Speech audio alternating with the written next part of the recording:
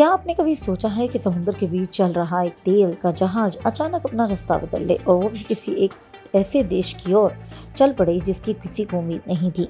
ऐसा ही कुछ हुआ है रूस के टैंकरों के साथ, जो पहले चीन जा रहे थे लेकिन अचानक यू-टर्न लेकर भारत की ओर बढ़ने लगे।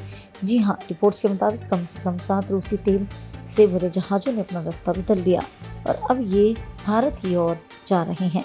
अब सवाल ये है कि आखिर ऐसा क्यों हुआ। दरअसल इसके पीछे एक बड़ा कारण है अमेरिका की मंजूरी। हाल ही में अमेरिका ने भारत को रूस से तेल खरीद बढ़ाने की अस्थायी अनुमति दी और जैसे ही खबर आई, भारत ने तेजी से रूसी तेल खरीदना शुरू कर दिया।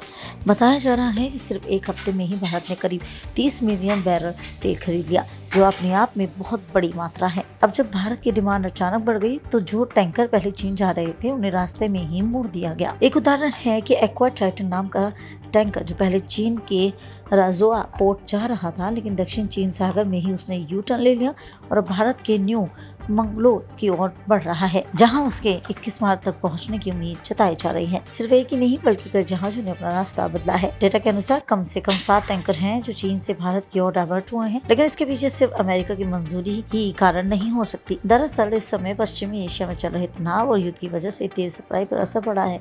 खास तौर पर स्ट्रेट जैसे अहम रास्ते में बाधा आने से दुनिया भर में तेल की सप्लाई अनिश्चित हो गई है। ऐसे में भारत ने अपने ऊर्जा जरूरतों को सुरक्षित करने के लिए तेजी से कदम उठाया और रूस से सस्ता और आसानी से उपलब्ध तेल खरीदना शुरू कर दिया। इसका असर अब ग्लोबल मार्केट पर भी पड़ सकता है। विशेषज्ञों का मानना है कि जब कई देश एक साथ ज्यादा तेल खरीदने लगते हैं तो कीमतों में बढ़त हो सकती है। हालांकि इस पूरे मामले में भारत सरकार की ओर से एक दिलचस्प बयान भी आया है। सरकार ने कहा कि उन्हें ऐसी किसी डाइवर्जन की आधिकारिक जानकारी है ही नहीं। यानी एक तरफ रिपोर्ट से कह रही है कि जहाजों ने रास्ता बदल लिया और दूसरी तरफ सरकार कह रही है कि उन्हें इस बात की कोई पुष्टि ही नहीं हुई। अब यहाँ सबसे बड़ा सवाल ये बनता है कि क्या ये सिर्फ मार्केट डिमांड का खेल है या फिर इसके पीछे कोई बड़ी जियोपॉलिटिकल रणनीति भी काम कर रही है। एक बात तो साफ है, आज की दुनिया में तेल सिर्फ एक ईंधन ही नहीं बल्कि ताकत, राजनीतिक और रणनीतिक का बड़ा हिस्सा बन चुका है।